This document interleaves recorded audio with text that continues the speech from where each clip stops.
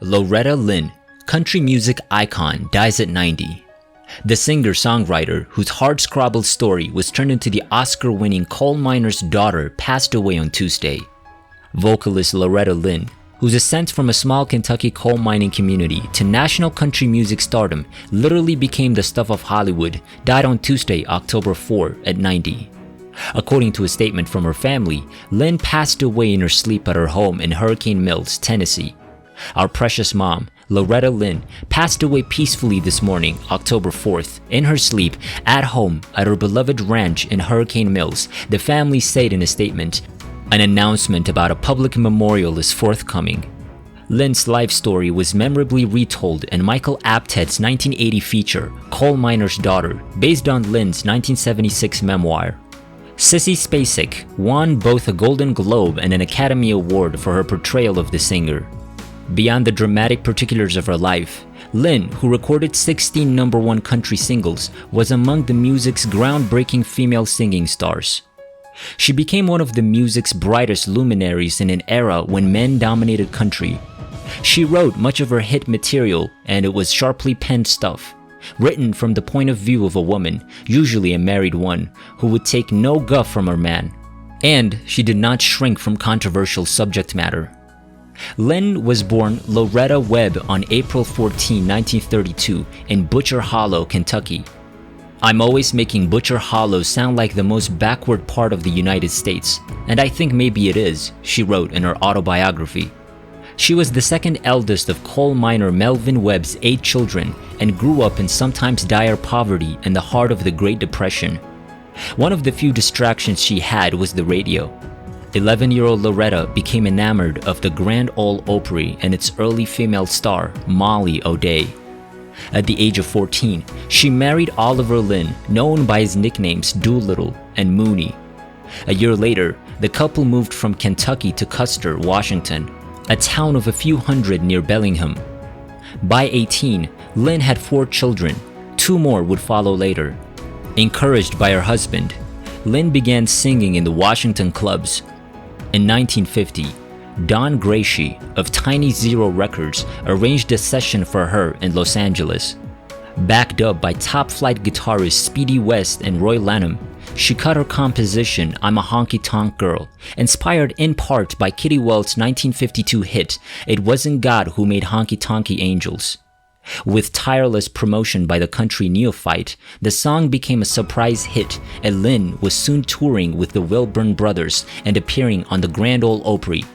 She was signed by the major label Decca Records in 1961, and the title of her first top 10 hit for the company harbingered the rest of her career. A run of chart-topping country singles followed, sung in a warm voice but taking a tough-minded stance. Just the titles of many of these hits telegraph Lynn's point of view. You Ain't Woman Enough, number 2, 1966.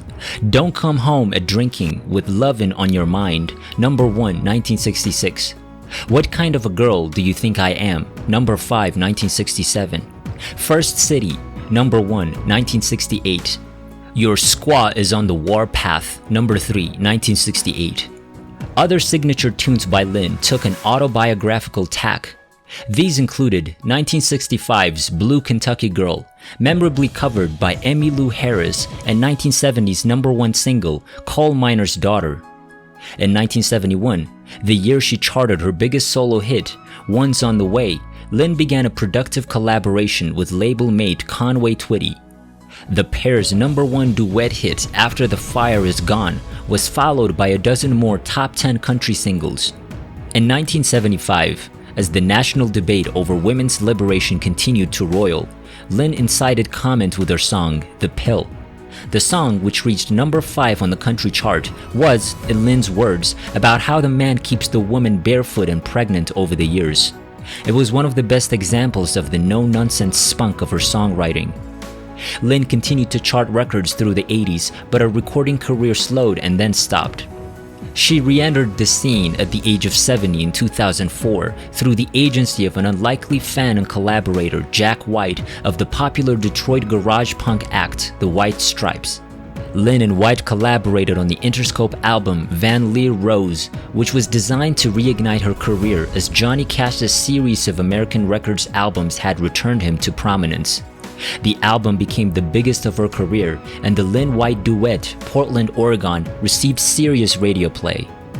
Lynn remained active well into her 80s, releasing the Grammy-nominated Full Circle in 2016, the first of a series of albums produced by her daughter Patsy Lynn Russell and John Carter Cash.